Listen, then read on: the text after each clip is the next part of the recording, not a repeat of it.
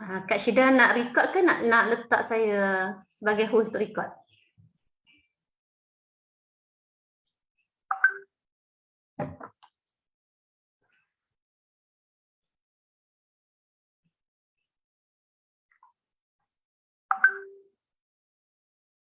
Sekejap.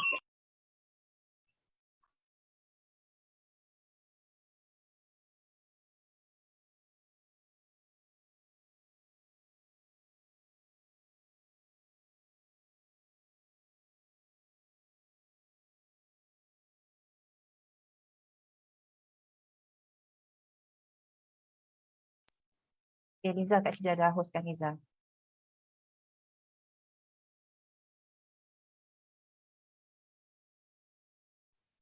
Assalamualaikum. Sekejap Kak Izzah buka mata dulu nak. A'udzubillahi minasyaitonirrajim. Bismillahirrahmanirrahim. Assalamualaikum warahmatullahi wabarakatuh. Alhamdulillah wassalatu wassalamu ala Rasulillah wa ala alihi wa sahbihi wa man walah.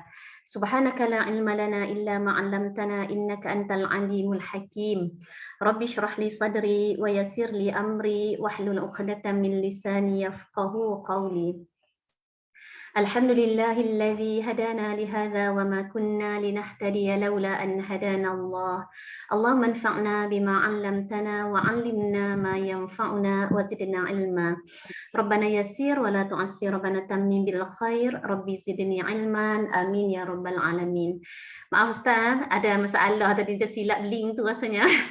Tak apa. Ustaz, hari ini kita masuk bab 67. Betul ke Ustaz? Najis yang jatuh ke dalam minyak samin dan air. Silakan Ustaz. Assalamualaikum warahmatullahi wabarakatuh. Alhamdulillah, salatu wassalamu ala Rasulillah wa man tabi'ahu wa mawalah. Allahumma salli ala Muhammad wa ala alihi wa sahbihi wa barik wa sallim. Subhanaka la ilma lana illa ma 'allamtana innaka antal alimul hakim. La haula wa la quwwata illa billah. Amma ba'd. Kak Liza, Kak Syida dan Ibu, semoga dalam keadaan sihat insya-Allah. Insya-Allah kita sambung balik kita berwuduk. Bab ma yaqa'u minan najasat fis samni wal ma. Bab najis yang jatuh ke dalam minyak samin dan juga air. Minyak samin ni minyak apa ya?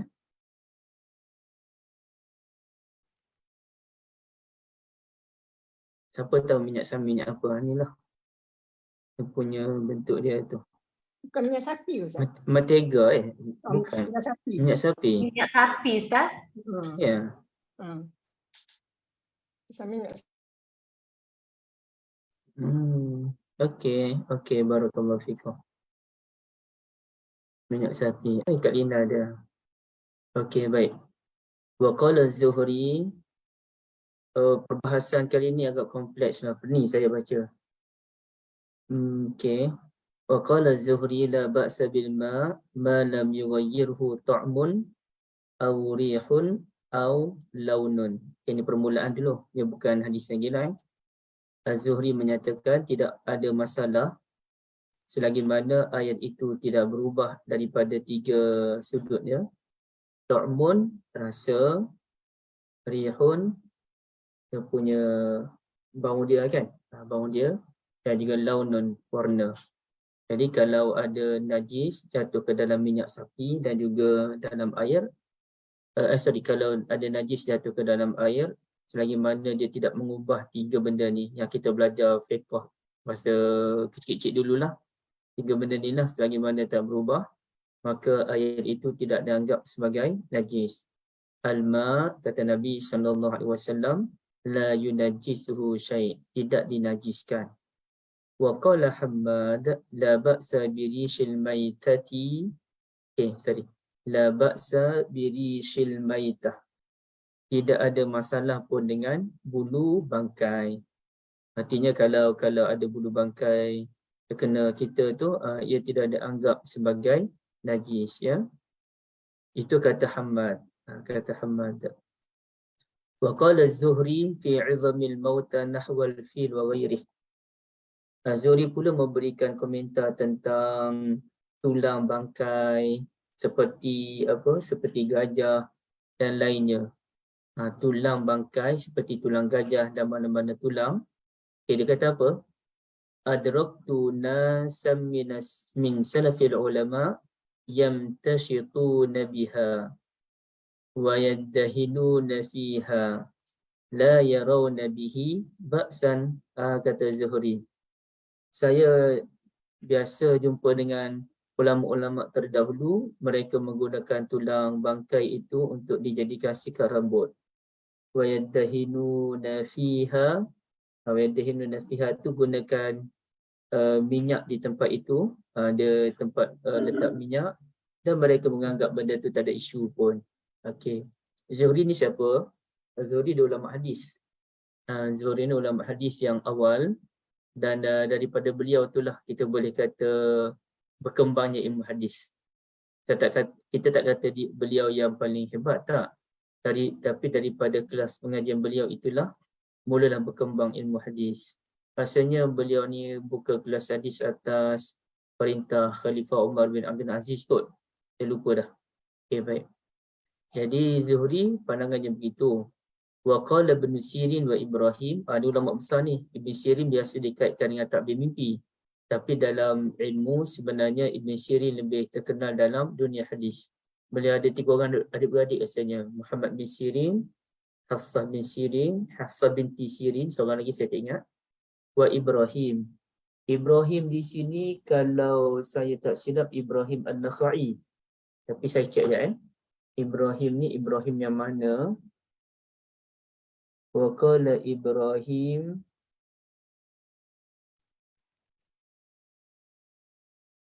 Ibrahim mana ni? Biasanya kalau sebut Ibrahim ni Ibrahim An-Nakhai. Ibrahim An-Nakhai ni beliaulah yang mengembangkan ilmu mazhab Hanafi. Ya. Dia punya begini. Apabila Ibn Mas'ud radhiyallahu anhu pergi ke Kufah, beliau ada anak murid nama Alqamah. Alqamah ada anak murid nama Ibrahim An-Nakhai. Ibrahim An-Nakhai ada anak murid namanya Hammad. Hammad ada anak murid namanya Abu Hanifah. Dan Imam Abu Hanifah ada anak murid namanya Al-Qadi Abi Yusuf, dan juga Muhammad bin Hasan Al-Shaybani. Dan Muhammad bin Hasan Al-Shaybani merupakan guru kepada Imam Syafi'i rahimahumullah. Okay, kata Ibn Sirin dan juga Ibrahim, wala ba'sa bi tijaratil aj, tidak ada masalah pun untuk menjual gading gajah, artinya ia tidak dianggap najis. Kerana dalam syariat kita melarang daripada menjual najis. Jadi kalau kita dilarang menjual najis, persoalannya kalau tulang haiwan apa tu dan juga gading gajah, adakah ia dianggap sebagai najis? Maka tidak. Dan hal ini pun kita jumpa dalam satu hadis Nabi SAW, yang mana Nabi tengok ada seekor kambing yang mati, bangkai kambing. Maka Nabi tanya, kenapa saudara-saudara semua tidak memanfaatkan bangkai kambing tersebut? Jadi tanyalah macam mana nak manfaatkan bangkai kambing itu Rasulullah SAW. Kata Nabi SAW, ambil kulit dia samak. Jadi bila samak tu bolehlah kita gunakan kulit kambing itu sebagai apa-apa keperluan kita. Sama juga dengan ulama bahaskan tentang kulit khinzir. Adakah kulit khinzir dan kulit anjing pun boleh disamak, bersih dan boleh digunakan? Maka ada 2 aliran ulama. Satu aliran ulama yang menyatakan tak boleh. Sebagaimana anjing dihukum sebagai mughalazah, dan begitu juga dengan khinzir, maka hukum itu kekal walaupun mereka dah mati dah. Okay.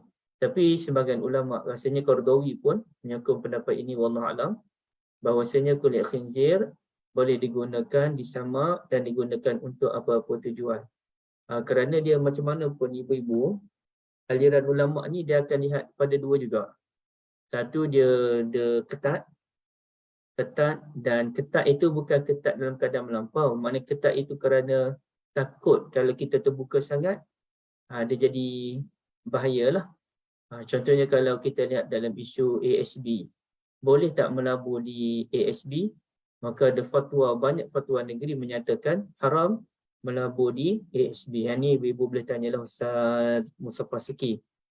Tapi ada juga fatwa negeri yang menghalalkan ASB. Antaranya Selangor halal kot ASB.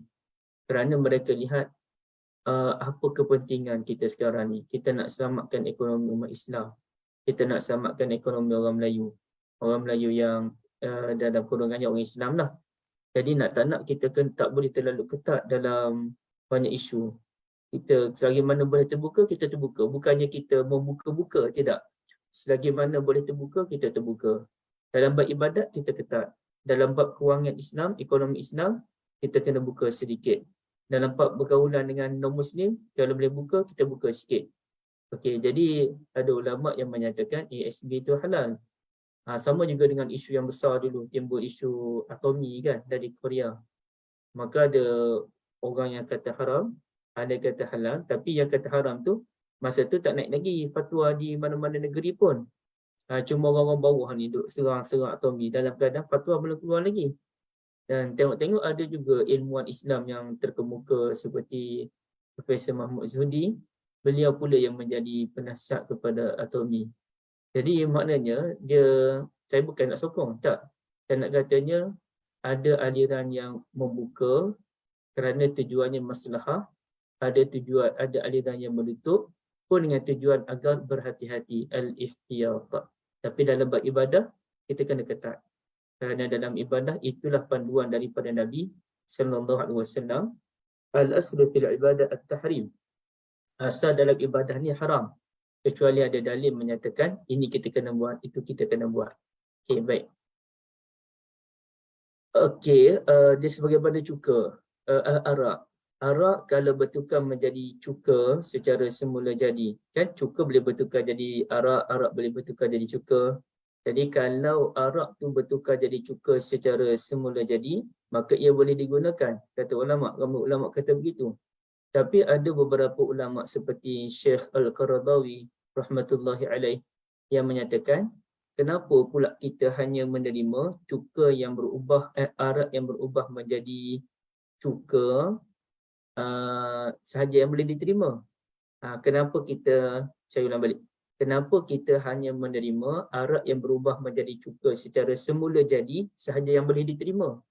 Tak bolehkah kita menggunakan apa-apa bahan untuk mengubahnya, dan itu kan baik untuk umat Islam dan manusia? Maka bagi Syekh Al-Qaradawi rahmatullahi alaih, boleh kita proses arak menjadi cuka dan ia halal.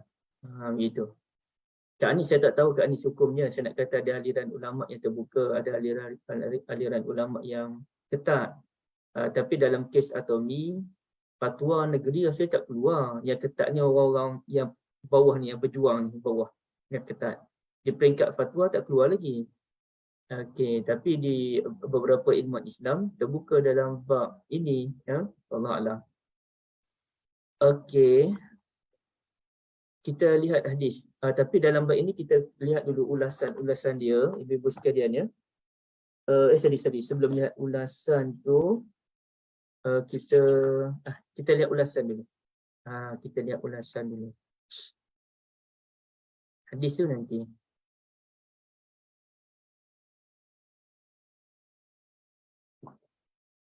Okey, apabila najis jatuh ke dalam minyak sami dan juga air, adakah ia menajiskan minyak dan air ataupun tidak?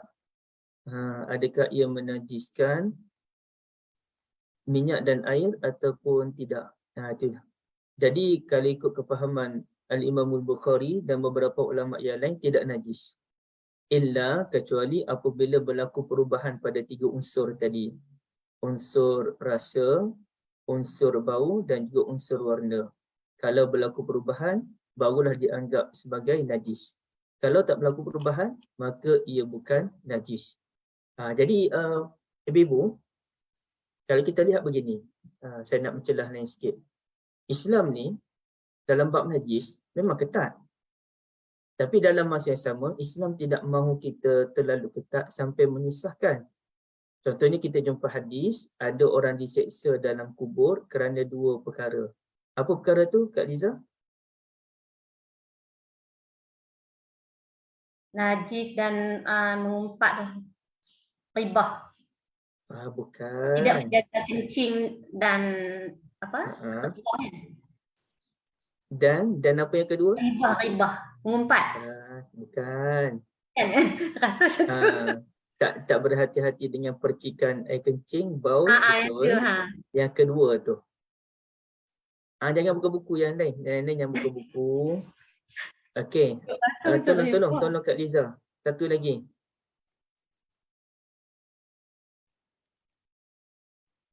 Siapa boleh jawab satu lagi? Ibu Nasimah, Ibu Liana.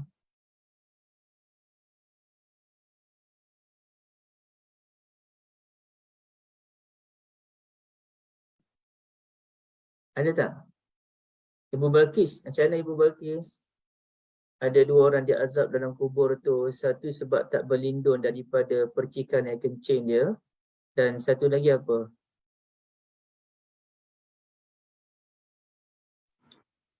Tak ingat lah Ustaz. Tak ingat. Yang lain mana yang lain? Mana yang lain? Diam je semua. Kak Anis tak datang kelas hari tu kan? Yang tu. Tak ingat. Saya tak datang kelas hari tu. Tak datang. Tak apa. Ibu Zaitun pun tak datang. Na, dia bermula dengan na. Namimah tu tak. Namimah. Namimah. Ribah pula dah. Bukan ribah. Ribah lain. Namimah. Tak apa. Bila tanya macam ni, baru ingat kan? Kalau belajar saja tak ingat. Jadi kita saja-saja tanya tu supaya kita dapat ingat tu sahaja ya. Baik, barakallahu fikum, insya-Allah kita ingat poin itu. Jadi kalau kira macam ketat lah. Ketat, hati-hati jangan sampai terkena air baul tu nanti solat kita tak sah. Tapi kalau kita lihat lagi dalam hadis yang lain, syarahan ulama yang lain, janganlah kita terlalu memikir-mikirkan benda tu sampai menjemput was-was. Jadi kalau kita buang air kecil dan kita rasa macam terkena, tapi kita confuse. Kita basahkan sedikit bahagian seluar kita tu atau kain kita. Dan kalau kita fikir, kenapa basah? Oh, aku yang basahkan tadi. Tujuannya ialah untuk menghilangkan was-was dalam diri kita. Jadi, kita berhati-hati daripada terkena najis. Tapi kalau dalam keadaan berhati-hati tu, kita jangan sampai datangnya was-was dalam diri. Kerana was-was ini sebenarnya penyakit yang dibawa oleh syaitan. Jadi kata ulama, saya dengar guru saya sebut, kalau tak ada ubat bagi penyakit was-was melainkan taubat kepada Allah, kerana itu merupakan dosa kita sendiri. Dosa kita sendiri. Jadi cara nak ubat was-was ialah bertaubat kepada Allah Azza wa Jalla. Baik. Kemudiannya ibu-ibu, jadi dalam bab ini pun najis ini ada terbuka selagi mana tidak mengubah 3 unsur pada air itu, maka kita boleh guna air tersebut. Itulah jadi ulama pun bahas panjang lebar. Adakah air itu tanpa ada had ukuran tertentu, air sikit, air banyak dikira ataupun macam mana? Ada ulama kata, iyalah Nabi tak katakan had apa-apa pun air itu. Yang Nabi sebut, al-ma la yunajjisuhu syai'. Air itu tidak dinajiskan, sedikit maupun banyak. Manakala ulama dalam mazhab Syafi'i, kita lebih terkenal dengan ada pembeza antara air sedikit dan banyak, iaitu apa yang membezakan air sedikit dan banyak? Siapa tahu? Apakah yang membezakan air yang sedikit dengan air yang banyak? Berubah warna Ustaz. Ya? Berubah warna. Bukan yang tu. Kita nak kata ni air sedikit, ini air banyak. Apa had dia? Apa ukuran dia? 2 kolah. Yang 2 kolah tu ke 2 Ustaz? kolah. Kasih Pak Samia, 2 kolah. Ya, Kak Liza tadi. Al-ma, dia ada hadis nanti. Iza balagal kullatain.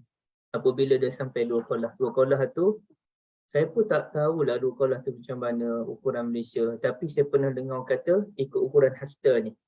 Maknanya kalau kita ada simpan air dalam kolah lah atau dalam bekas besar, 2 hasta ke atas, 2 hasta panjang, 2 hasta lebar, itulah 2 kolah. Wallahualam. Saya dengar begitulah ada orang kata. Baik.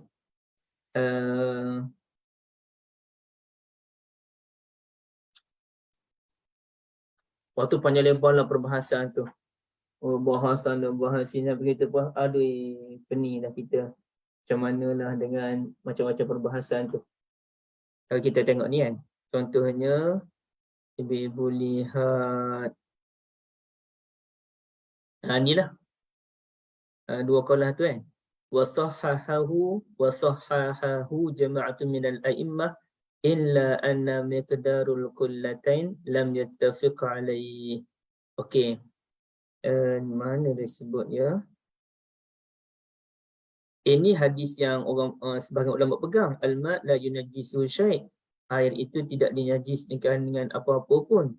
Tapi bagi Imam Syafi'i, tak bolehlah, kena ada ukuran dia, iaitu 2 qollah kullah. Bukan 2 qollah. Qollah yang kita faham dalam bahasa Melayu tu ya. Kemudiannya, yang lain tu, kita tengok muka surat 491. 491 tu perenggan yang ketiga. Wa qala Ibn Sirin wa Ibrahim. Okey, apa benda yang Ibn Sirin dan Ibrahim kata tadi? Iaitu la ba'sa bi tijaratil aj. Tiada masalah untuk menjual beli gading gajah. Okey. Sebagaimana yang saya terangkan tadi, wa hadza yadullu ala annahu kana yarahu tahiran. Mereka berpandangan gading gajah ini bersih. Kalau tak bersih, tak bolehlah jual beli. Tak boleh jual beli. Okey. Wal aj huwa nabul fil. Aj itu ialah gading gajah. Aj itu gading gajah. Okay. Ada juga ulama yang kata aj itu, okey, kalau lihat perenggan kedua terakhir tu. Perenggan kedua terakhir, aj juga digunakan untuk azmul fil, tulang gajah. Ada yang kata gading gajah, ada yang kata tulang gajah.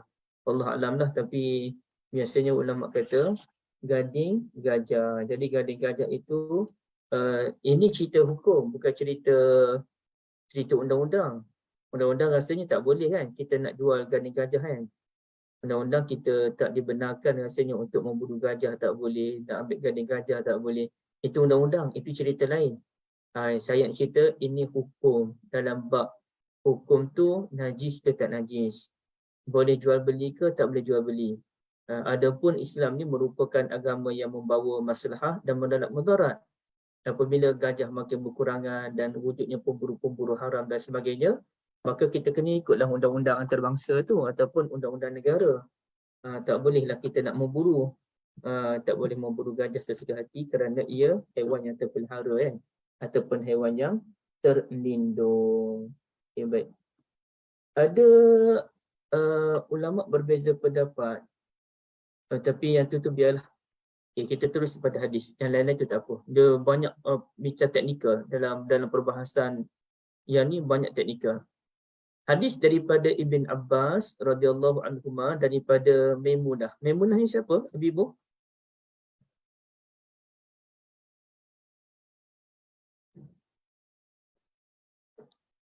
Kakak-kakak, ibu-ibu, adik-adik.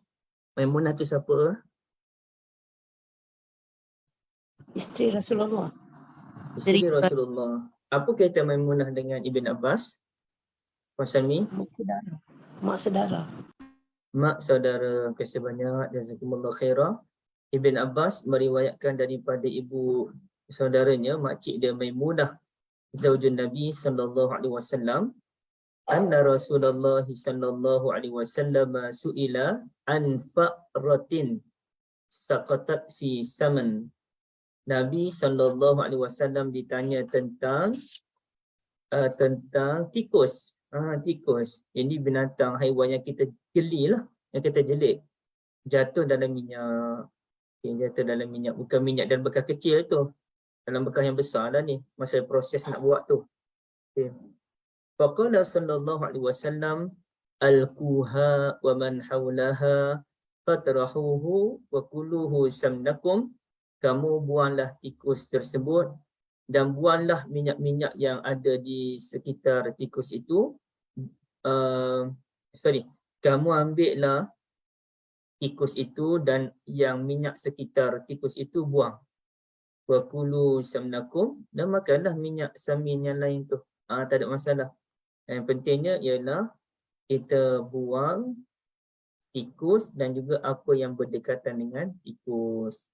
Okey, itu jawapan Nabi SAW. Dan hal ini untuk kita kata apa ya?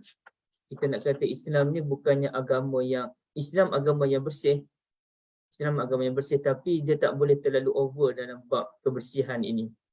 Dia ada disiplin ataupun dawabit dia. Kita memang agama yang bersih, tapi tak bolehlah kita berlebihan, kotor lah, geli lah dan sebagainya, sampai menyebabkan pembaziran berlaku. Jadi kita kena nilai lah.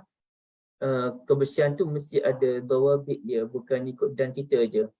Dan sebagaimana juga bila ulama membahaskan tentang apabila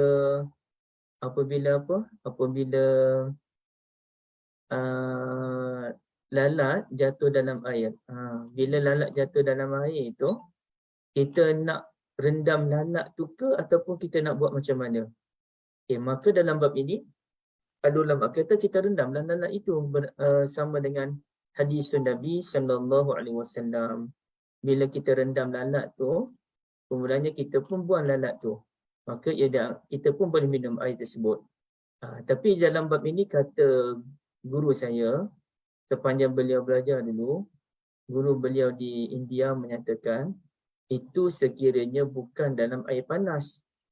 Sekiranya lalat itu jatuh dalam air panas, jika lalat jatuh dalam air panas, maka kita tidak lagi boleh minum air tersebut kerana dia punya lalat tu dah hancur dah dalam air panas tu.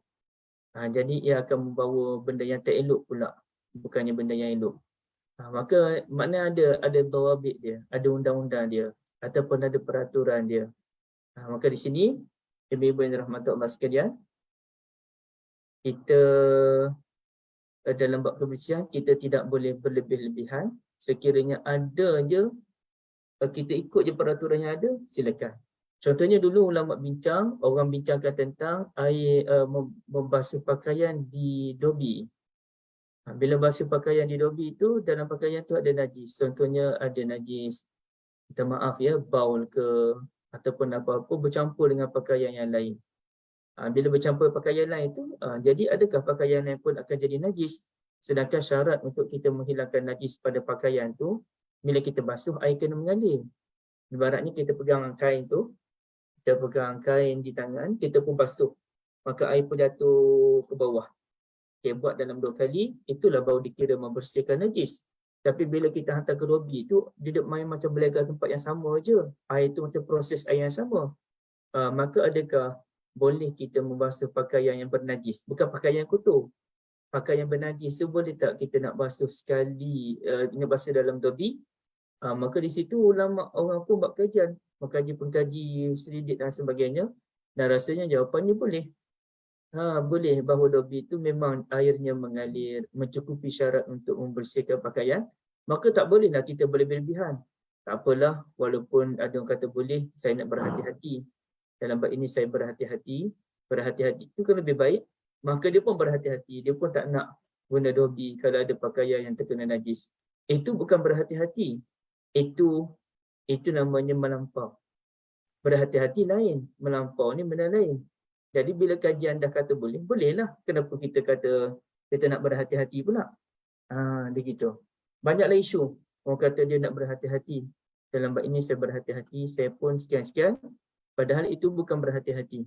Itu ialah melampau. Melampau. Baik. Ibu-ibu dirahmati Allah, kemudiannya kalau kita lihat dalam hadis yang lain itu riwayat Abu Hurairah radhiyallahu an. Itu ibu-ibu boleh lihat dalam muka surat 496 ya, 496.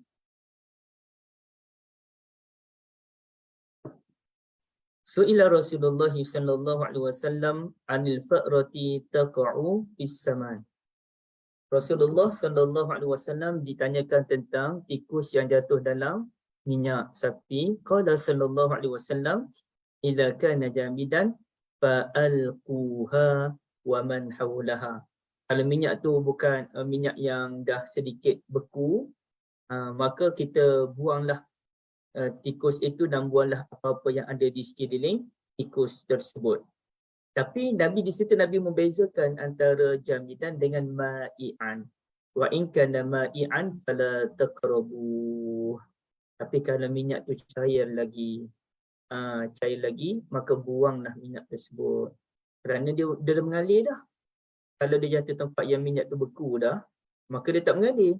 Kotoran tu tak mengalir. Kita buang bahagian tu je cukup. Itu dia bincang dulu. Kalau dulu-dulu lah orang Malaysia bincang tentang kalau tikus jatuh dalam gulai dah banyak ada kemain dia pun jatuh tikus. Na'udzubillah min zalik. Ada ke tikus jatuh. Itu contohlah. Maka wa in kana ma'i'an fala taqrabu. Bila gulai tu mestilah cair dan gulai takkan beku kecuali kita simpan dalam peti ais. Dan freezer tu memang beku lah. Tapi kalau kita tengah gulai lagi, jatuh kotoran seperti tikus, macam mana kita nak buang gulai yang sekeliling tu je? Maka jawabnya fala taqrabu, teruslah kita buang gulai tersebut. Nak macam mana? Jadi Allah alam lah, daripada kita secara realiti pun masuk gulai tidaklah bekas besar sangat. Paling tinggi pun dalam gulai kawah tu lah, kuali besar tu kan. Tapi taklah besar sangat pun. Maka langkah yang lebih selamat ialah buanglah gulai tersebut, ya. Sebagaimana hadis Nabi SAW yang ini yang membezakan antara jamidan dengan ma'i'an. Jamidan dengan ma'i'an.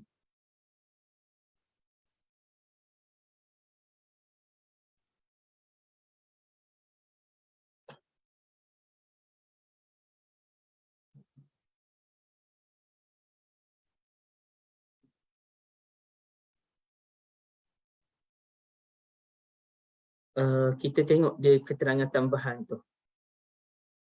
Panjang lagi lah dia bahas ni lah. Tak apalah. Fa'idatun. Fa'idatun. Dalam buku Ibu tu muka surat 497 dia kata keterangan tambahan. Fa'idah. Ulama pegang hadis tadi. Hadis yang apa nama? Yang membezakan antara jamid dengan ma'i'. Ad-dal untuk menunjukkan ada beza antara al-jamid wa zaib. Ada beza antara minyak yang beku dengan minyak yang cair. Jumhur ulama pegang yang tu. Ya.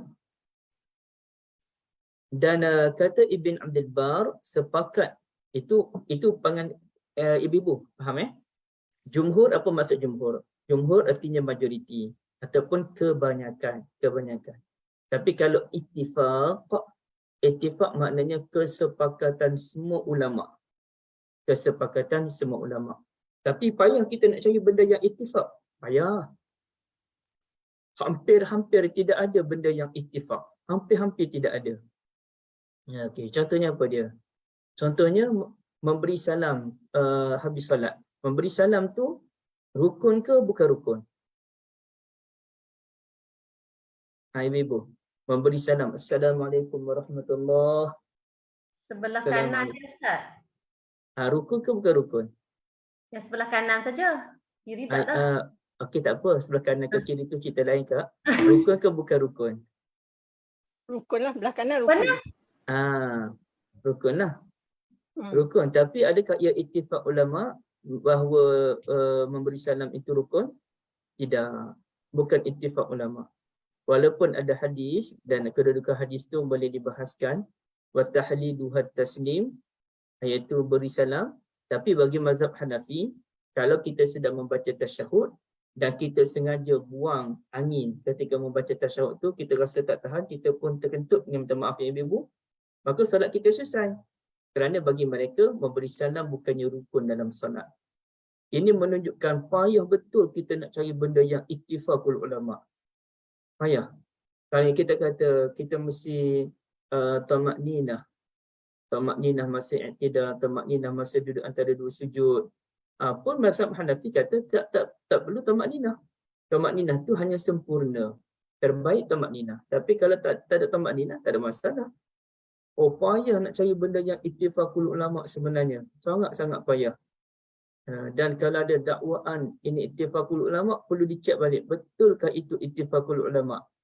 Sebab itu ada satu definisi lain bagi ittifaqul ulama, ialah artinya secara umumnya boleh dikatakan semua ulama setuju, walaupun ada seorang dua orang ulama tak setuju. Kalau majoriti ni ramai, contohnya dalam mazhab kita katalah mazhab Syafi'i, Hanbali, ulama-ulama hadis sokong. Maliki dan Hanafi tak sokong. Maka kita boleh katakan Syafi'i, Hanbali, ulama-ulama hadis itu sebagai jumhurul ulama, majoriti ulama. Ramai ulama sokong yang itu. Tapi kalau ittifaqul ulama, ramai, hampir semua ulama kecuali beberapa orang sahaja yang tak setuju. Itulah kita panggil sebagai ittifaqul ulama. Baik. Jadi dalam bab ini kata Ibn Abdul Bar, ulama mazhab Maliki, pengarah kitabul Tamhid dan juga kitabul Tamhid dan kitabul Istizkar, al-ittifaq, bahawa kalau minyak itu beku dan ada bangkai, tak kiralah tikus ke apa benda jatuh pada dia, maka kita buanglah bangkai tersebut dan apa-apa yang ada di sekeliling dia dalam minyak beku tersebut. Mana-mana kita rasa terkena tu, kita pun buang. Yang lain tu biarkanlah. Itu ittifaqul ulama, ya. Ittifaqul ulama. Sedangkan kalau minyak tu cair, wa ammal mai', maka ulama pun khilaf. Bila kalau ada bangkai seperti tikus dan mana-mana lah jatuh ke dalam minyak yang cair ataupun gulai tadi yang cair tadi, maka jumhurul ulama menyatakan ia ialah najis kulluhu. Najis kesemuanya, kerana nak tak nak bila cair tu, maka berlakulah penyebaran dia tu bercampur dah. Tapi ada beberapa ulama, antaranya siapa? Az-Zuhri, Al-Auza'i. Zuhri tadi yang kita nak bincang-bincang tadi, ulama hadis. Al-Auza'i antara guru kepada Al-Imam Al-Bukhari. Beliau pun ada mazhab namanya mazhab Al-Auza'i, tapi mazhab yang mati dan tidak popular. Mereka berpandangan tidak najis. Ya, tidak najis. Itulah dia punya perbahasan ulama. Okay.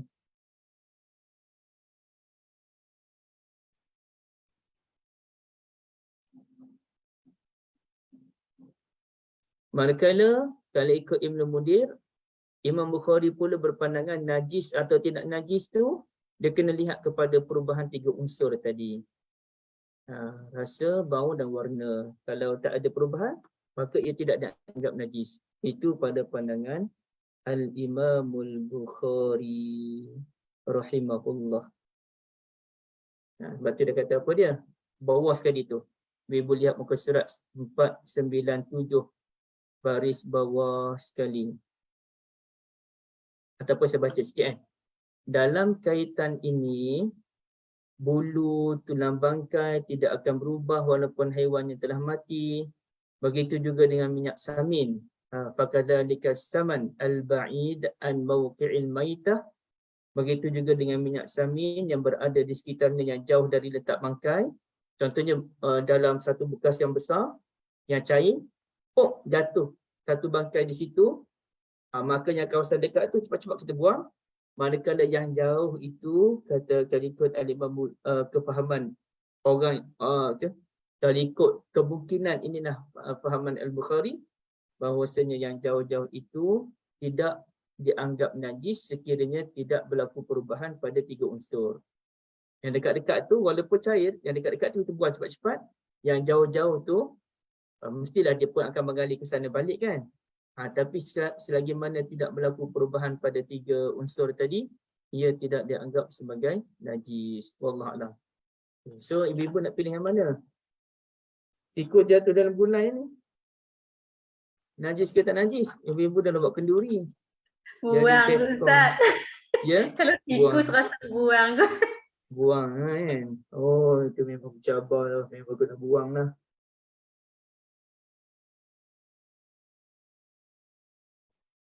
Bukan senang oh.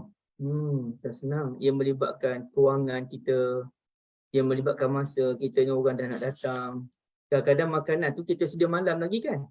Malam kita tunggu. Pagi esok kita selesaikan beberapa bahan tu. Tiba-tiba jatuh. Astagfirullah. Astagfirullah kan. tak tahu nak kata apa dah masa tu, ya. Saya masih ingat satu kenduri kampung ni, dulu-dulu gotong royong. Batu rumah di kampung ni dia mementingkan dapur yang besar, gotong royong kat dapur. Dulu saya ingatlah, acap kali lah kenduri kat rumah ni, kenduri kahwin ke apa ke, ramai yang kampung datang duduk kat dapur. Saya pula suka duduk dengan makcik-makcik. Saya tak suka kerja-kerja fizikal sangat ni. Saya suka duduk macam makcik sembang-sembang dengan orang, bergurau-gurau. Sekarang tak ada lah budaya tu. Kami pun lebih selesa upah orang je lah catering. Sebab bila kenduri ni, memanglah masa orang datang tu seronok, tapi lepas tu, letih tu Allah saja yang tahu, nak kena kemas pinggan mangkuk semua tu kan. Jadi upah orang. Dan orang kampung pun buat juga catering. Jadi patutnya bila kita kenduri ni, gotong royong, contohnya kita pun supply lah. Okey, Makcik Liza, Kak Liza lah tu. Kak Liza settle bahagian ayam masak merah contohnya. Okay, banyak-banyak ni lah. Kak Liza pun bawa tim Kak Liza dalam 5 orang. Settlekan ayam masak merah. Untuk kenduri ni kita settlekan ayam masak merah. Habis tu, dah siap. Kak Liza sebagai tekongnya akan bagilah ayam masak merah sikit pada setiap orang yang datang.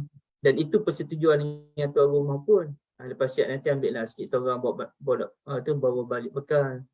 Dalam berapa ketul. Okay, bawa balik bekal masing-masing ke rumah.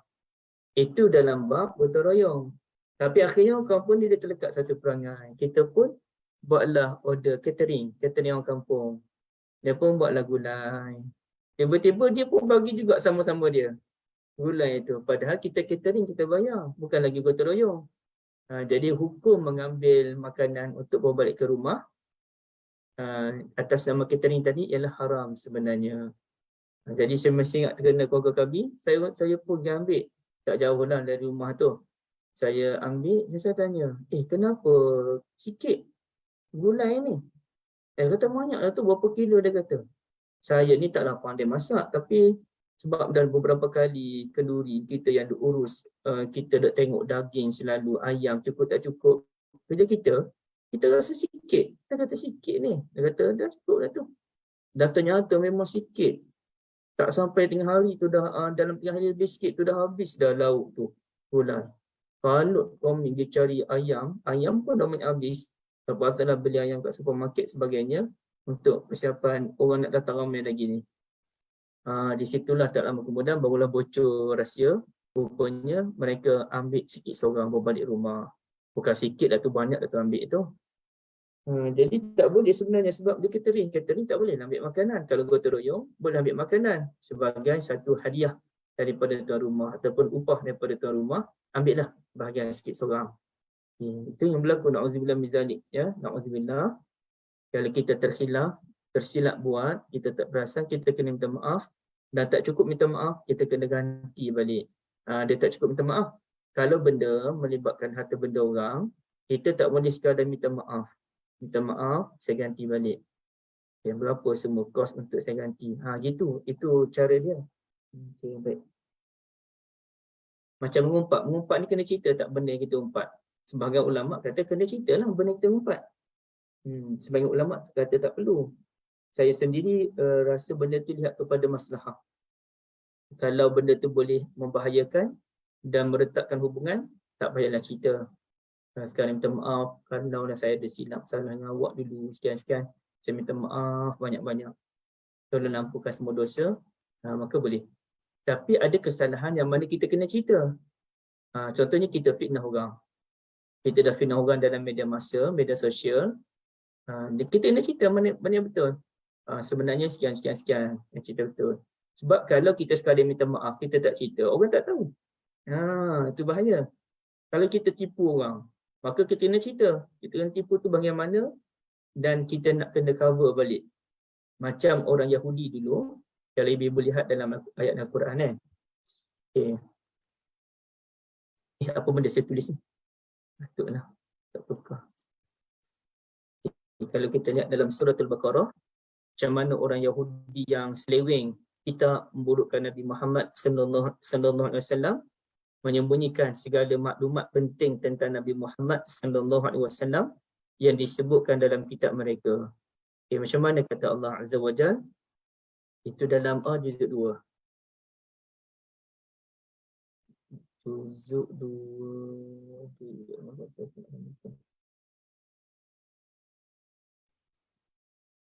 Ni. Innal ladzina yaktumuna ma anzalna minal bayyinati wal huda, sesiapa yang menyembunyikan maklumat keterangan kami sekian, mereka itu orang yang dilaknat oleh Allah dan dilaknat oleh segala pelaknat. Orang yang menyembunyikan kebenaran dalam kitab, orang yang menyelewengkan kitab. Maka caranya apa dia? Illal ladzina tabu. Satu, kena taubat. Wa aslahu, kena buat benda baik. Betulkan balik kesilapan mereka tu. Mana tempat mereka seleweng, betulkan balik. Mana tempat mereka sembunyi, zahirkan balik. Mana tempat mereka buang, masukkan balik. Wabayyan, dan buat penjelasan. Jelaskan mana kesilapan tu. Betulkan, lepas betulkan tu, cerita pada orang. Mana sebenarnya yang betul. Bukannya lepas fitnah orang, minta maaf padahal dah berapa ramai orang salah faham terhadap kawan tadi. Kan? Orang dah ramai salah faham tentang kawan tadi. Kita minta maaf saja. Apa pendapat ibu-ibu? Sikit je sebelum kita masuk yang lain. Apa pendapat ibu-ibu tentang kemalangan maut, na'udzubillah min zalik, yang telah dirakam tu? Bolehkah kita merakam kemalangan maut yang sampai terbakar tu?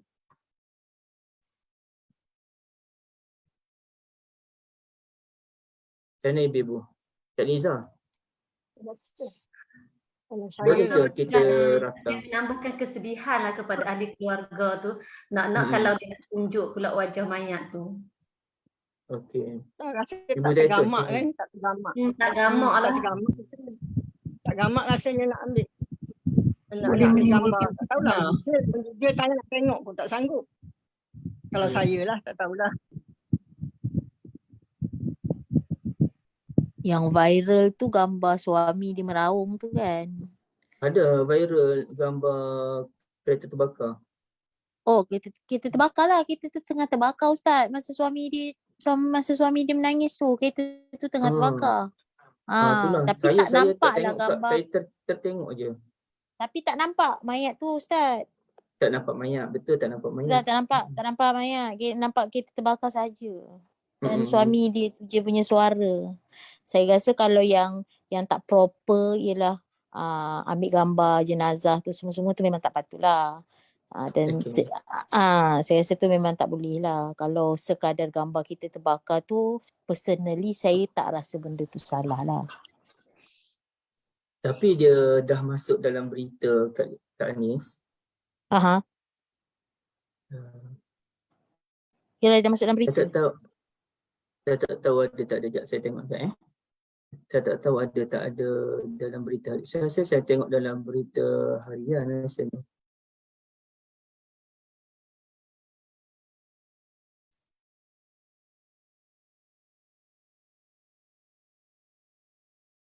Ni benda yang bukan-bukan lah ni. Kita tengok Sekejap.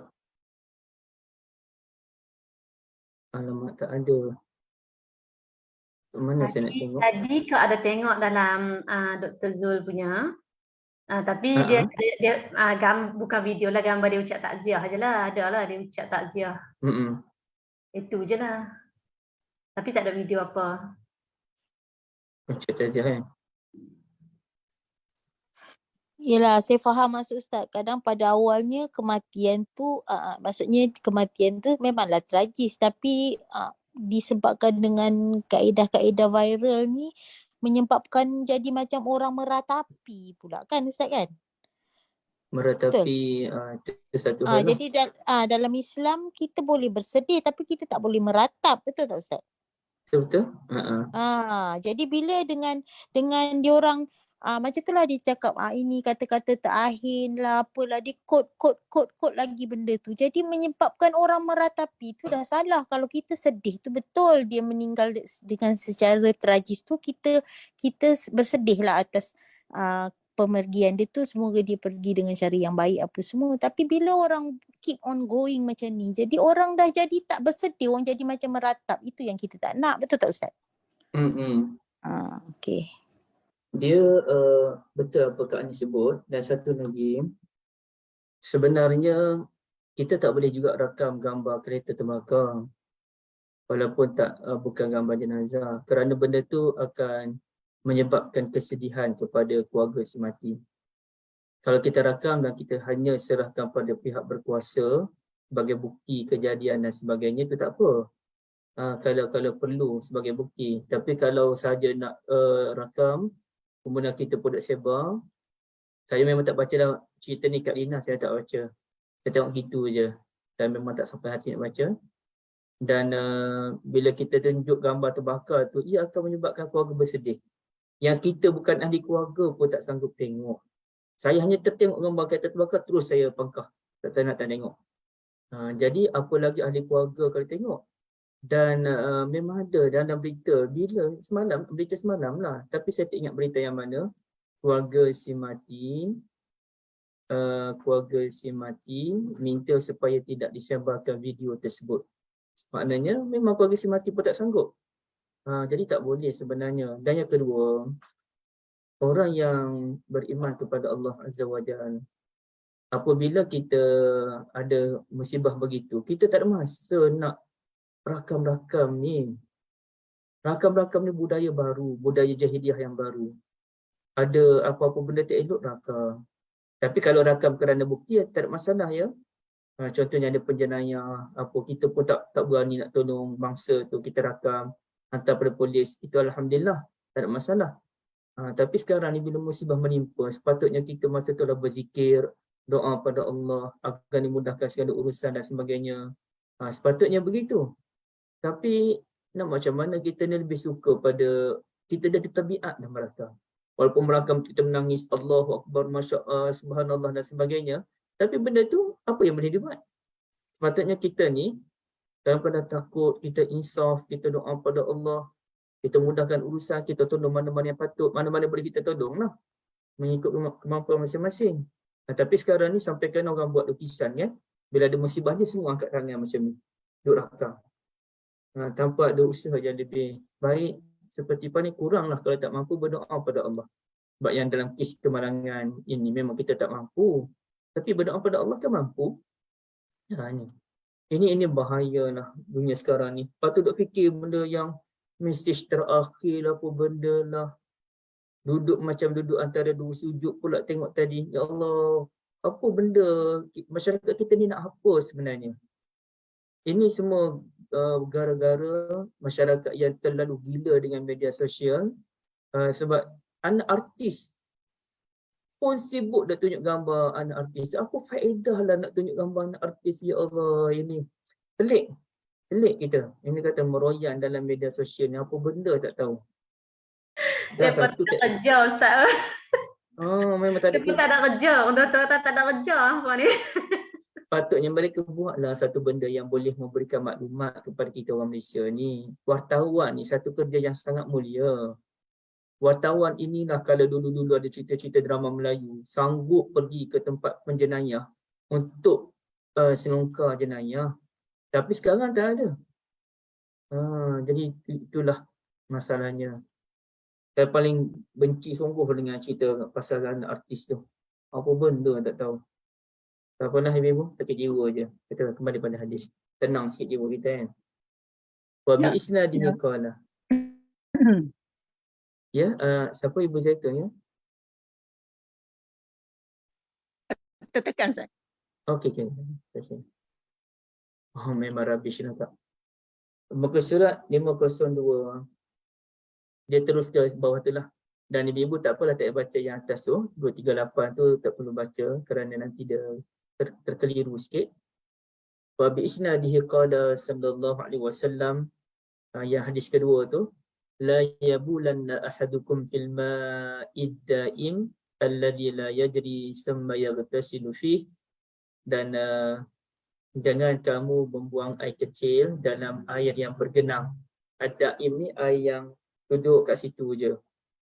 tak mengalir, kemudian kamu mandi pula kat situ. Okey. Dia ada dua air ni, satu ad-daim, satu ar-raqidu. Ar-raqidu. Ar-raqid. Beza antara daim dengan raqid ialah kalau daim ni air bergenang tapi dia ada mata air, manakala raqid tu air bergenang yang tidak ada mata air. Boleh jadi macam lopak dan sebagainya. Lopak tu kita boleh katalah air al-ma'ud daim ataupun al-ma'ur raqidu. Itu ibu-ibu boleh lihat muka surat 507. Muka surat 507. Tu dah sebut tu. Mananya? Ada hadis yang mana dia guna perkataan ar-raqid. Dia tak guna perkataan ad-daim.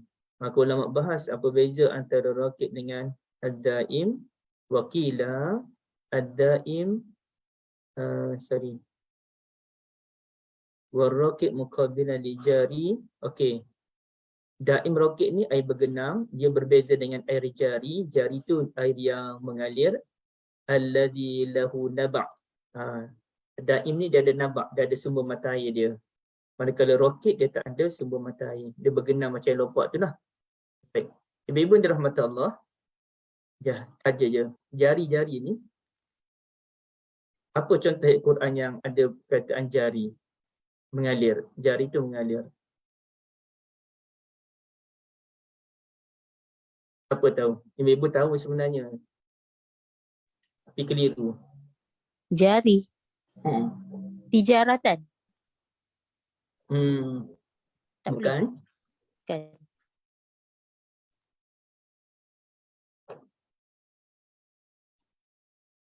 Mengalir.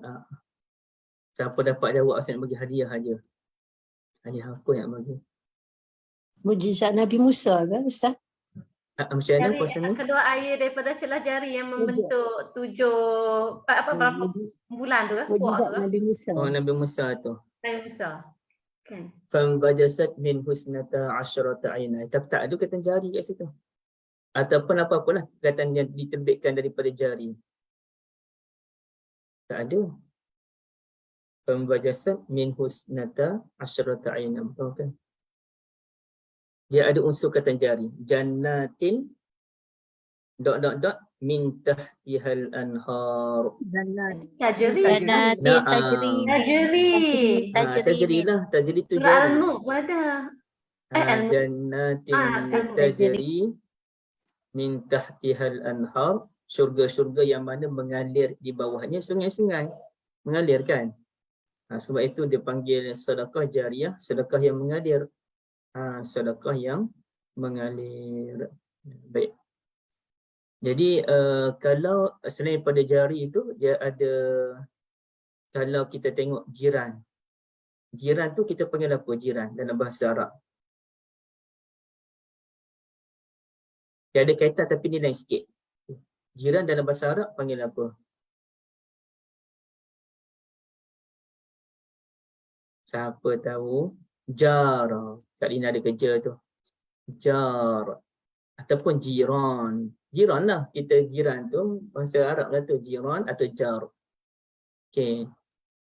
Selain dari, kalau wanita, anak-anak muda, anak-anak gadis ni, tambah-tambah yang jadi apa, pembantu rumah, helper ni, kita panggil apa kalau orang Arab dulu? Jariah. Anak gadis yang, ya? Jariah. Jariyah ibu, betul. Barakallahu fikum. Jariyah. Jariyah. Okay, apa kaitan tu jar dengan jariyah? Kenapa jiran dipanggil jar? Kena tahu tu. Kenapa jiran dipanggil jar? Baru kita akan menghayati maksud jar, jiran. Jar ini dilindungi. Walladzina stajaraka fa'ajirhu hatta yasma'a kalam Allah fa'ajirhu, lindung. Kalau kita baca zikir lepas subuh dan lepas maghrib, apa zikirnya? Yang baca 7 kali lepas subuh lepas maghrib? 6.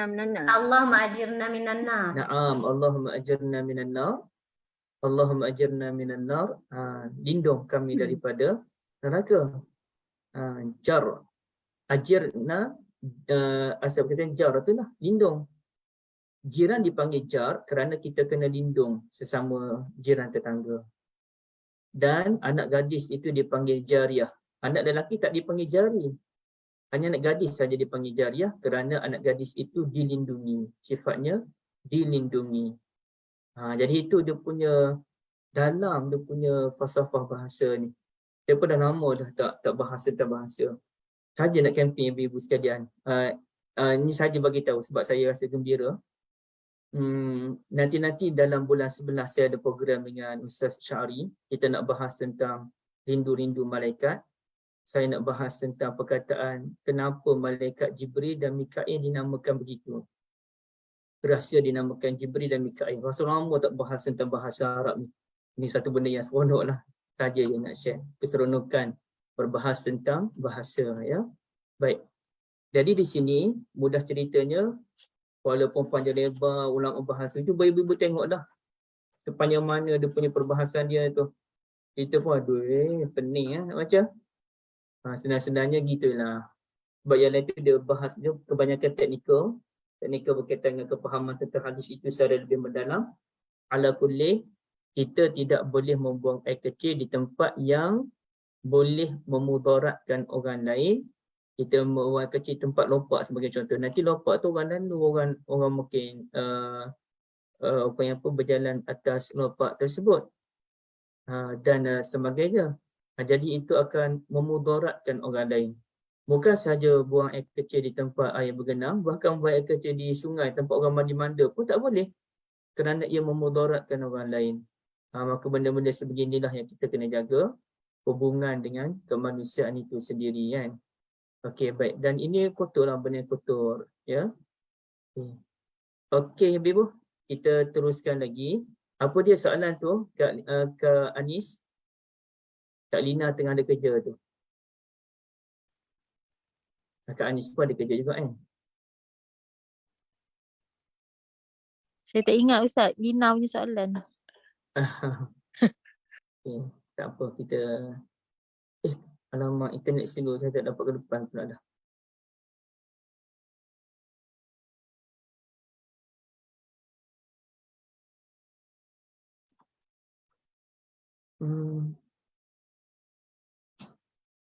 Sekejap kan. Kenapa loading ni tak bergerak-gerak dah ni? Tadi kat sini lah. Babun. Idza ulqi ala zahri musalli. Idza ulqiya ala zahril musalli.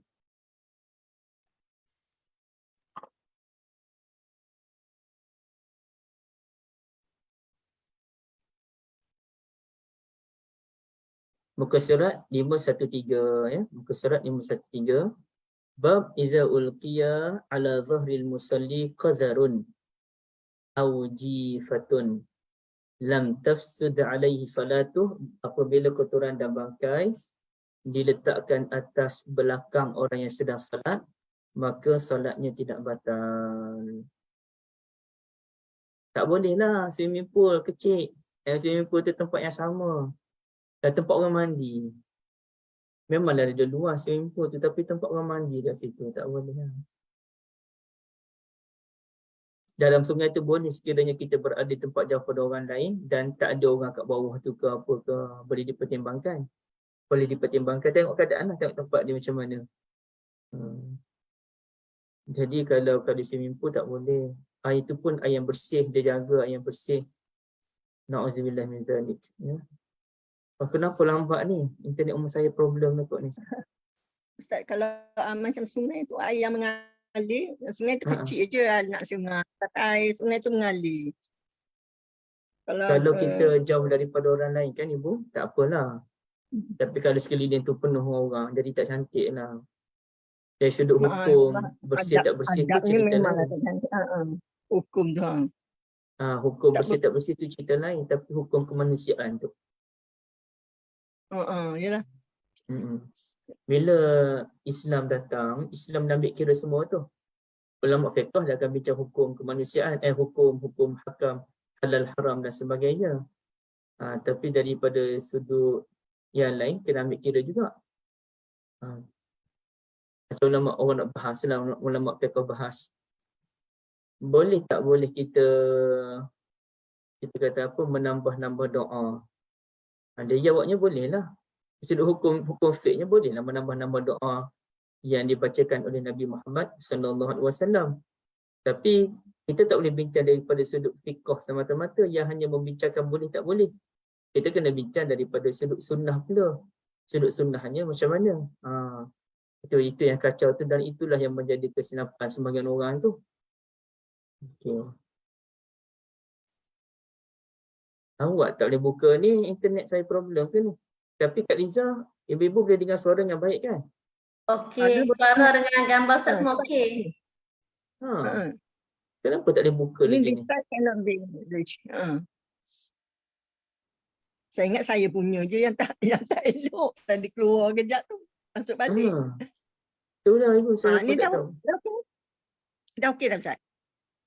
Okey. Tapi saya tak boleh buka. Tak apa, kita baca dulu. Kalau ikut lainnya, okey je ni. Okey, tak apa, kita baca. Ibu-ibu lihat buku muka surat 513. Wa kana Ibnu Umar radhiyallahu anhuma idza ra'a fi sawbihi daman wa huwa yusalli wada'ahu wa madha fi salatihi. Apabila Ibn Umar radhiyallahu anhuma lihat pada badannya, pada pakaiannya ada darah ataupun ada kotoran lah, maka dia tanggalkan pakaian tersebut lalu teruskan salat. Macam itulah ibu-ibu. Tapi kalau kaum wanita payahlah. Kalau kaum lelaki, contohnya apa dia ya? Sekejap.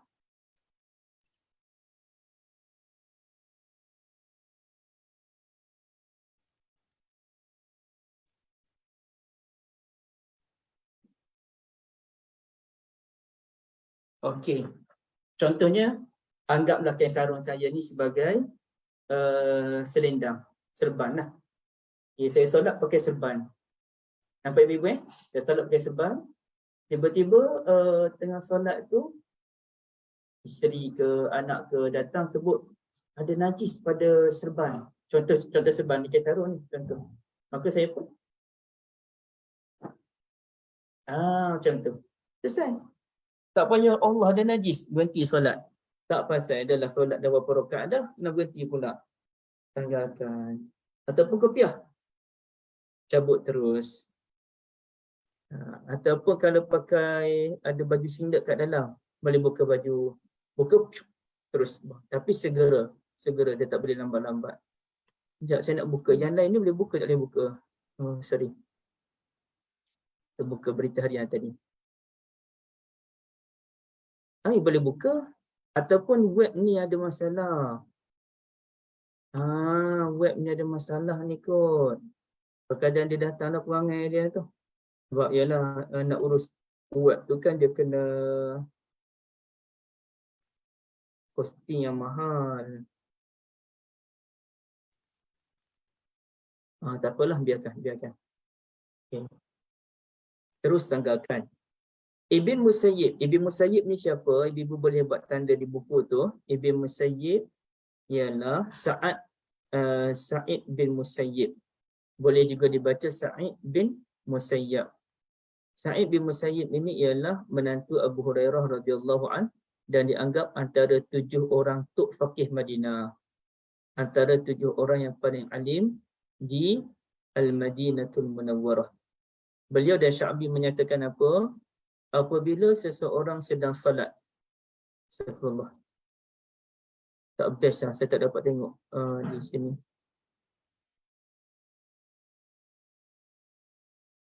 Okey.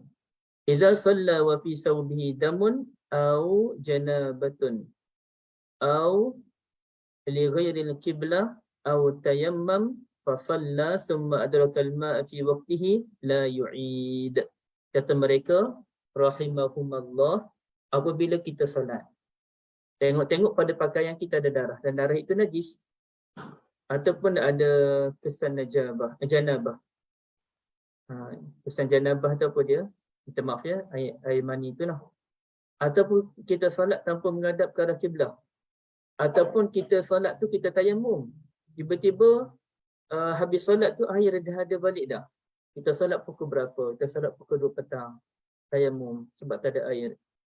Pukul 3 petang dah ada air dah. Maka tak perlu kita ulangi solat? Jawabnya tidak perlu. Contohnya kita solat tanpa menghadap kiblat. Kita berdiri, dia tak ada kiblat ni ibu. Maka datang orang kata, kiblat sebelah sini sikit. Kita pun gerakkan badan dia. Ataupun memang tersilap terus. Dia pergi rumah orang, dia tanya mana kiblat? Sana, ingat sana. Rupanya belakang sana. Dia tertukar. Padahal dia tanya elok lah. Maka datang maka balik belakang lah. Ataupun masa tu dah 3 rakaat. Ataupun baru 1 rakaat. Maka tempat itu dinamakan sebagai Al-Qiblatain. Rumah Al-Qiblatain. Rumah kawan kita tu. Rumah 2 kiblat. Okey. Jadi ceritanya begitulah. Tak perlu berhenti solat, teruskan sahaja. Habis solat yang tengok ada najis pada pakaian, tak apa. Tak ada masalah pun. Dah habis solat dah pun. Itu pandangan jumhurul ulama. Tapi mazhab Syafi'i kata kalau lepas solat kita dapati ada najis pada pakaian kita ataupun pada badan kita, maka kena ulang balik solat. Sebahagian ulama Syafi'i seperti Ibn Munzir dan juga Imam Nawawi sendiri, kalau dah habis solat baru perasan ada najis, ada baul anak kita yang umur 2 tahun ke, maka solat kita sudah dianggap sebagai sah. Tak perlu mengulangi balik solat tersebut. Ya. Betul Kak Nis? Dia gitulah Kak Nis. Bila kita tukar kiblat, kita pusing je. Pusing. Okay, baik. Cuba Ustaz, kita, ya? Ustaz yang tayamum tadi kan? Mm-mm. Kalau tengah-tengah solat dengar bunyi air pun tak payah Ustaz. Teruskan. Tak payah, teruskan je. Okey. Kita tengah solat tu, kita tidak boleh berhenti solat melainkan dengan sebab syariat. Keselamatan nyawa ke boleh berhenti. Tapi kalau sebab-sebab begitu, teruskan solat kita, ya. Okay. Kalau kita tak ada air di rumah kerana catuan dan kita tak tahu bila air ada, kita nak lewat solat ke kita nak solat terus? Jawabnya solat terus. Kecuali kita dapat pengumuman air akan ada dalam pukul 2 sukunya ada air tu. Maka bolehlah kita tunggu sekejap. Tapi kalau tak ni, kita terus solat. Lagipun kita tak tahu kita mati bila. Kalau takut tunggu air tu mati pula kita kan. Jadi mati dalam keadaan tidak solat. Jadi solat dulu. Sebab soal air ada tak ada tu benda yang tak pasti. Ada ke tak ada. Tengok-tengok katanya ada air 2 suku tapi tak sampai lagi air tu ke kawasan rumah kita. Pukul 4 baru sampai ke kawasan rumah. Jadi boleh solat awal waktu, ya. Baik. Seterusnya bila kita lihat dalam perbahasan tadi, okay, dia kalau kita lihat muka surat 514 tu, kita bacalah beberapa maklumat yang penting tu.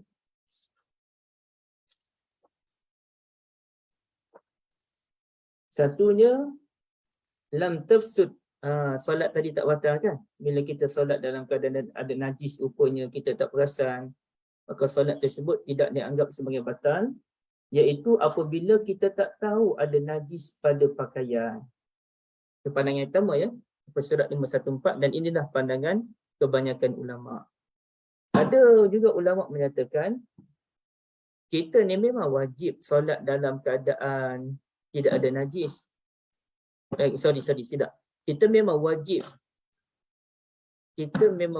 membuang najis kalau ada pada pakaian ke pada badan sebelum kita solat.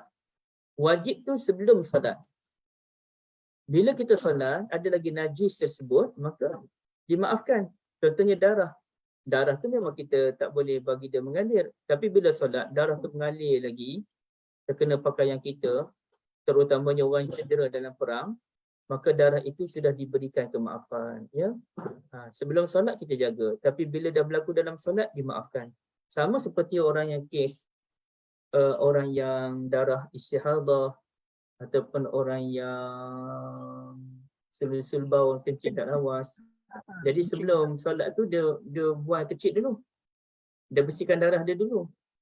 Kemudiannya dia pakai kapas ataupun kawan tadi dia pakai apa-apalah yang lelaki tadi, pakai pampers ke. Masa solat tu terkeluar najis, maka ia dimaafkan. Yang pentingnya sebelum solat tu. Ada ulama kata begitu. Ada juga ulama yang menyatakan samalah. Sama juga.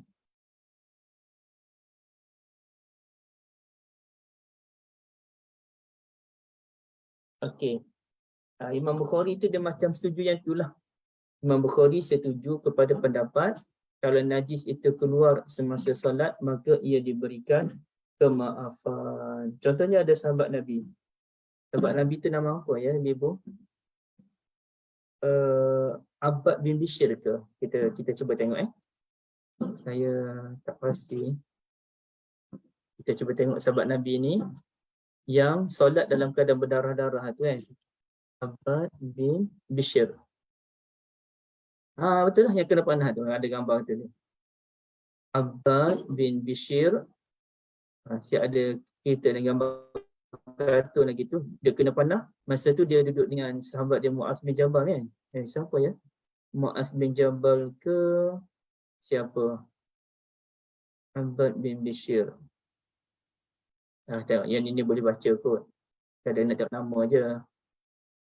Ada isu. Abbad bin Bishr dan Al-Kisah Ammar bin Yasir dengan Ammar bin Yasir. Mereka berjaga. Berjaga dalam perang apa saya tak baca pula dah. Abbad bin Bishr. Apa tadi? Mus'ab bin Umair. Okay. Abbad bin Bishr, Mus'ab bin Umair. Dalam perang. Ini bukan sumber rujukan ilmiah saja, tapi ada cerita ni boleh kita tengoklah. Zatul Riqa'. Naam. Dalam perang Ammar bin Yasir, Mus'ab bin Umair pula. Ammar bin Yasir, Zatul Riqa'. Perang Zatul Riqa'. Bukan perang Siffin. Bukan perang Siffin. Jadi Abbad bin Yasir solat, masa solat dia kena berjaga malam. So dia jaga dulu. Abbad bin Yasir jaga kemudian. Masa tengah berjaga tu dia solat, tiba-tiba orang panah dia keluar darah. Jadi dia teruskan solat walaupun keluar darah. Kerana darah yang keluar masa solat itu walaupun dia najis, tapi ia dimaafkan dalam solat. Kita tidak wajib menghilangkan najis semasa solat. Okey. Jadi itu ada ulama yang kata begitu. Dan begitulah dengan pandangan Al-Imam Al-Bukhari. Ya. Kemudiannya, kalau kita tengok pula daripada Ibn Umar radhiyallahu anhuma pun, ni menarik ni, Abdullah bin Ibn Umar tu. Kita boleh lihat pada perenggan kedua terakhir, saya baca ya. Perkataan wa kana Ibn Umar radhiyallahu anhuma. Okey. Ibn Umar baris yang ketiga, Ibn Umar bahawasanya apabila ia sedang solat lalu melihat darah yang menempel di pakaian dia. Masa solat ada darah pada pakaian dia, maka jika ia dapat menanggalkan pakaian tersebut, dia tanggalkan. Macam serban tadilah, bila dia boleh tanggal, dia tanggalkan. Tapi jika dia tak mampu nak tanggalkan, contohnya kita solat tu pakai kain ataupun tudung, ibu-ibu tudung, kalau tanggal, nampaklah aurat. Macam mana nak tanggal? Maka kalau dia tak mampu tanggal, dia pun keluar untuk membasuh pakaian tersebut. Kemudian beliau datang kembali untuk melanjutkan solatnya. Tu dia. Jadi Ibn Umar ni dia melihat ada beza antara najis sebelum mulakan solat dengan najis ketika solat. Okay. Jadi bagi Ibn Umar ni, kalau dia payah nak bersihkan najis, dia berhenti, dia bersihkan najis, kemudian dia lanjutkan semula solatnya. Okay. Lanjutkan semula solatnya tu macam mana Ibu? Cuba kita lihat dia punya segmen dia. Kita lihat dia punya ni. Bab idza ulqiya ala zahril musalli. Okay. Dalam kitab Fathul Bari.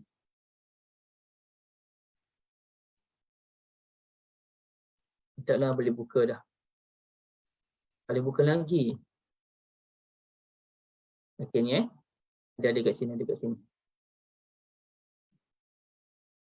Wa qala Syafi'i wa kana Ibnu Umar. Okey. Betul ada kat sini. Ini yang merujuk pada muka surat 514 yang perenggan kedua terakhir tu. Perkataan wa kana Ibnu Umar tu. Nampak dia ibu? Fara'a fi sawbihi daman fastata'a an yada'ahu wada'ah.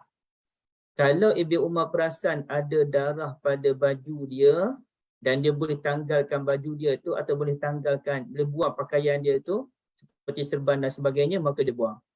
Wa illam yastati' kharaja faghasalahu summa jaa. Jika dia tak mampu nak tanggalkan pakaian dia tu, mungkin melibatkan aurat dan sebagainya, maka dia keluar, dia pun basuhkan balik pakaian dia tu, kemudian dia datang balik, fayabni ala ma kana salla. Dia apa tu ibu-ibu? Kalau terjemahan tu macam mana? Dia kemudian datang kembali. Melanjutkan solatnya. Melanjutkan solatnya. Apa maksud melanjutkan solatnya? Sambung. Kak Nisa. Sambung ke? Sambung. Ibu Zaitun sambung. Oh ya benar. Boleh Kenapa sambung. ya Dah benar? berhenti basuh baju dah ni. Itu Tapi yang confuse. kembali melanjutkan solatnya. Nak mula semula ke? Mula balik ke? Jadi jawabnya ialah Ibn Umar radhiyallahu anhuma fayabni, artinya menyambung semula salat tersebut. Betul lah apa yang Kak Nida Ibu Zaitun sebut tu, betul dah ya. Menyambung semula salat tersebut. Jadi boleh tak boleh nak sambung salat tu, berhenti sambung balik salat? Macam mana tu ibu? Boleh ke? Ibu salat terbatal wuduk. Dalam mengantuk. Dalam malam tu ada dinner. Dia makan, balik-balik pukul 11 malam. Nak kena solat isyak pula. Ngantuk, letih. Macam-macam lah berperang ni. Kita pun solat. Isyak ni, masuk rakaat keempat, alamak terbatal wuduk pula. Pras tak? Tension tak? Terbatal wuduk rakaat yang keempat? Mesti tension kan? Dah lah kita penat, nak solat balik. Penat. Jadi macam mana? Boleh tak kita nak sambungnya solat kita? Dia ambil wuduk, sambung balik solat.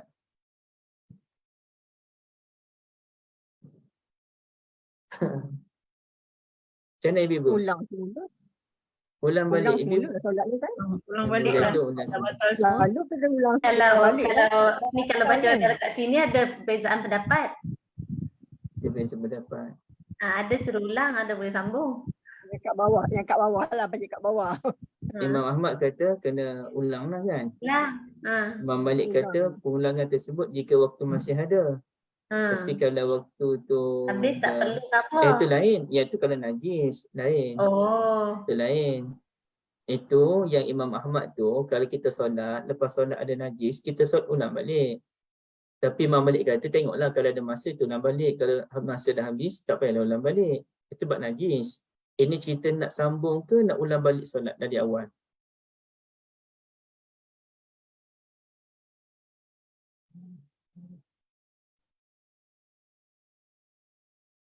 Ikut sini dia kata lanjutkan.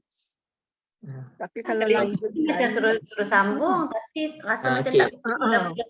Kalau kau atas pergerakan yang terbatas Ustaz. Lanjutkan Ibu, keluar tu dalam pergerakan yang terbatas. Pergerakan Maknanya jangan terbatas. banyak pergerakan. Macam mana Maknanya ni jangan ibu? banyak pergerakan. Itulah. Ibu Zaitun solat kat bilik, lepas tu pergi ke bilik air, lepas tu basuh baju. Macam mana pergerakan yang terbatas tak terbatas tu? Pergerakan. Ulang lah kot Ustaz. Kalau kau ulang balik. Yalah kalau ikut kita ulang balik lah. Cuma nak memahami melanjutkan tu. Saya faham Ibu Kalau Zaitun kami, nak kalau faham. kami ni tak berhenti ya. Saya faham Ibu Zaitun nak faham isu ni. Okey. Jadi sebenarnya kalau kita ulang baliklah solat tu. Kalau dah batal wuduk, ulang baliklah solat tu. Kalau ada najis, payah nak tanggal pakaian kita. Ulang baliklah solat tu. Berhenti solat, ambil wuduk, salin pakaian tu kan. Okey. Jadi ceritanya begini.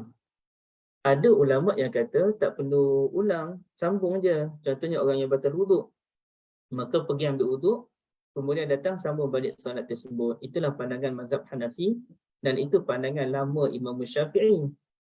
Tapi kebanyakan ulama kata tak payahlah buat begitu. Tak bolehlah buat macam tu. Kena ulang balik solat tersebut. Okey. Tapi dalam kes kalau ibu solat ada najis pada pakaian, macam mana nak buat tu? Contohnya, ni terkena pada kakak ipar saya. Dia solat, tiba-tiba anak dia 2 orang. Dan dua-dua special. Yang bawah tu umur dalam 9 tahun tu specialnya dia dengan tangan ada kesan air bau lagi, kencing tu ada. Dia tampak muka mak dia masa solat. Saya terkenal lah kencing ke muka mak dia tu masa solat. Sedangkan duduk tahiyat akhir dah. Macam mana nak buat?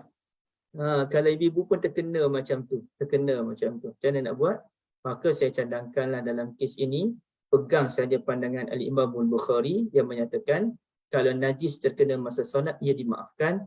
Apalagi dalam kes tadi, tiba-tiba budak tu datang, pok kena muka kita payah dan elak, maka dimaafkan. Kita kalau berada di tahiyat akhir tu, cepat-cepat habisnya lah solat. Ya? Okay. Ini kita bincang di sini saja, ibu. Jangan saya bawakan melalui media sosial. Kecuali ibu nak bincang sama-sama kawan-kawan keluarga tu tak apalah. Letih saya nanti nak jawab. Jadi kita ambil kemudahan yang ada. Ada ulama kata kalau ada najis pada pakaian tempat kita tu masa kita solat, dia diberikan kemaafan. Yang penting sebelum solat tu kita dah ready dah, bersihkan. Okay. Yang kedua, kalau kita solat, lepas solat orang kata kita ada najis lah pada pakaian awak tadi, maka ia dimaafkan kerana kita tak perasan, kita tak sedar pun, dimaafkan. Tak perlu nak balik solat. Itu pandangan majoriti ulama dan pandangan sebahagian ulama Syafi'i, termasuk Imam Nawawi itu sendiri. Buktinya macam mana? Bukti dia ialah memang Imam Syafi'i dan Imam Ahmad kata kena ulang balik solat. Kalau lepas solat tu perasan ada najis. Kebanyakan ulama Syafi'i pun kata ulang balik solat. Tetapi majoriti ulama dan sebahagian ulama Syafi'i seperti Ibn Munzir, Nawawi kata tak ada masalah. Ya, baik. Jadi dalilnya apa? Dalilnya satu kali Nabi SAW tanggalkan selipar baginda dalam solat. Maka sahabat Nabi pun pakat tanggal juga. Nabi tanggal, sahabat Nabi pun tanggal juga. Lepas solat Nabi tanya dah, kenapa saudara-saudara semua tanggal selipar tadi? Kata dah Rasulullah pun tanggal, kami tak ada tanggal je lah. Sebabnya kami takut ada wahyu datang, tiba-tiba malaikat datang, mulai sekarang tidak dibenarkan solat dengan memakai selipar. Kami takut begitulah. Sahabat Nabi bimbang macam tu. Ada larangan baru daripada Allah, tak boleh pakai selipar masa solat. Maka sahabat Nabi pun tanggal semua. Maka kata Nabi SAW, Inna Jibril alaihi salam akhbarani anna fihi ma qadaran. Jibril alaihi salam tadi bagi tahu saya ada najis pada kedua-dua selipar saya. Maka ditanggalkan kedua-dua selipar Nabi sallallahu alaihi wasallam. Maka di sinilah dikatakan Nabi tanggalkan terus. Kalaulah masa itu Nabi berada di rakaat yang ketiga, adakah Nabi ulang balik salat baginda? Tidak. Nabi teruskan sahaja salat itu. Maka inilah pandangan jama'atun minasyafi'iyah, sebahagian ulama mazhab Syafi'i. Lepas tu barulah dia kata wa amma mas'alatul bina ala ma madha fatati fi kitabis salat insya-Allah taala. Adapun masalah menyambung semula solat yang terbatal tadi, yang macam kita bincang tadi, nantilah kita bincang dalam kitabus salat, kata Ibn Hajar Al-Asqalani. Jadi ikut-ikut ibu-ibu nak amal lah ilmu ni, ilmu sambung-sambung solat ni, tunggu dulu. Tapi kalau saya tak cadangkanlah, tak payahlah. Tapi kalau benda tu berlaku pada anak-anak kita, kecil-kecil lagi, darjah 1, 5 tahun, 6 tahun, darjah 2, halal je lah. Ibu-ibu nak kata apa? Budak-budak. Saya lah antara orang yang bermudah dalam solat budak-budak. Saya beza sikit lah anak saya solat tak kisah solat je lah saya kata. Mak dia tak boleh. Mak dia pure Syafi'i. Solat je lah, budak lagi, apa masalahnya?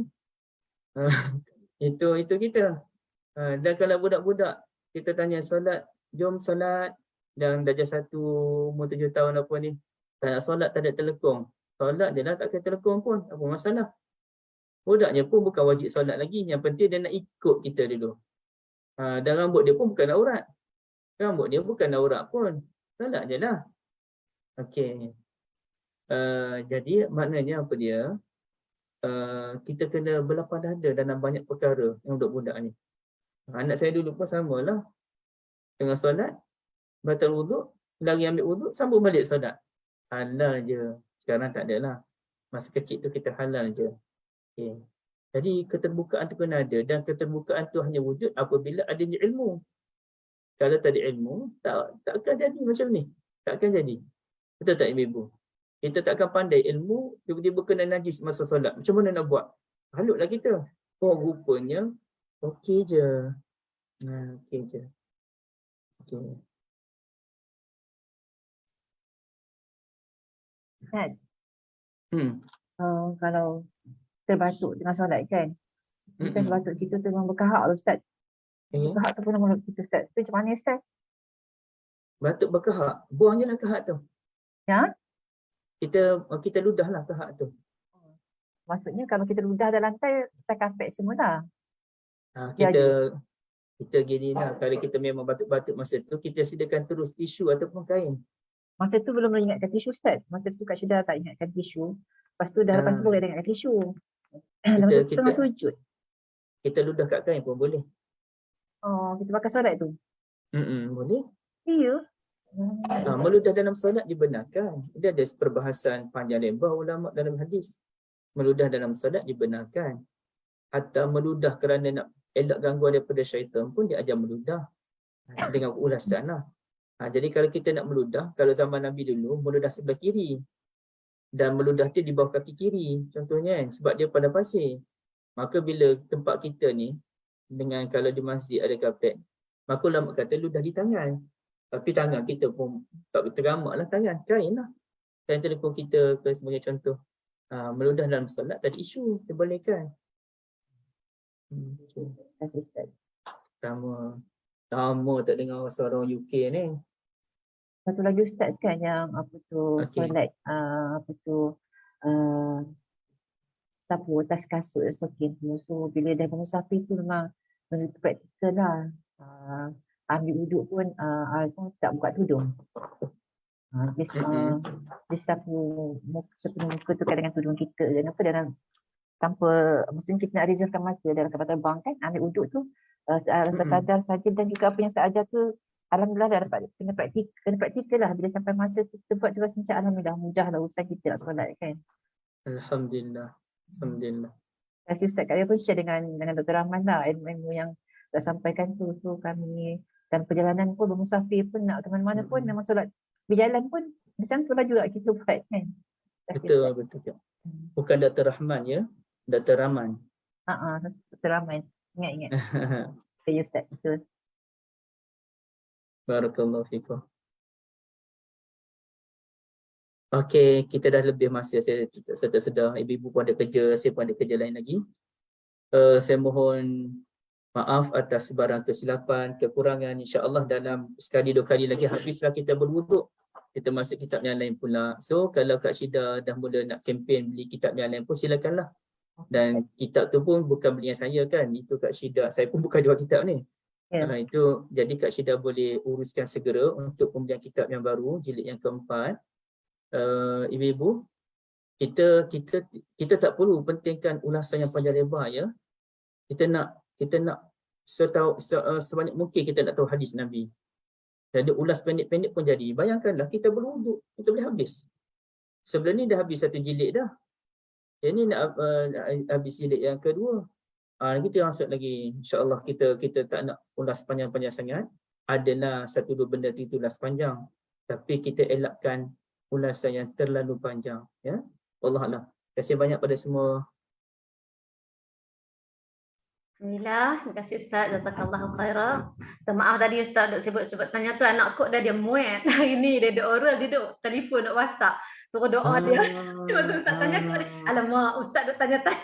Yang kok duk dia WhatsApp. InsyaAllah berjaya. InsyaAllah dia tengah dia nak lagi pukul 11. Dia bagi tahu kak lah tu tadi tu. Dan kita ni tengah kelas. Ada hal duk cakap-cakap kan, jadi terganggu lah sikit. Jadi alhamdulillah. Doa mak dia lah tu yang itulah dia WhatsApp. Lepas tu kita tak reply, dia call pula. sayang mak dia tu. Kita akhiri dengan tasbih kafarah.